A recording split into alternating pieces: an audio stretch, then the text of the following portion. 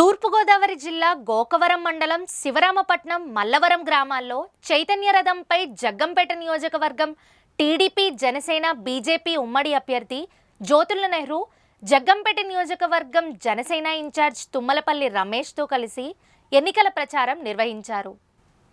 జ్యోతుల నెహ్రూకు ప్రజలు అడుగడుగునా ఘనస్వాగతం పలికారు. మహిళలు మంగళహారతి అందించారు. ఈ సందర్భంగా నెహ్రూ మాట్లాడుతూ, నేను మాటల మనిషిని కాదని పనిచేసి చూపించే వ్యక్తిని నన్ను గెలిపించండి అంటూ మల్లవరం ఎత్తిపోతల పథకాన్ని పూర్తి చేసి రైతులకు నీరు అందిస్తానని అన్నారు. సార్వత్రిక ఎన్నికల్లో అన్ని వర్గాల ఆదరణతో బీజేపీ జనసేన టీడీపీ కూటమి అధికారం చేజెక్కించుకోబోతుందని, అవినీతి అరాచక ప్రభుత్వానికి నూకలు చెల్లాయని అన్నారు.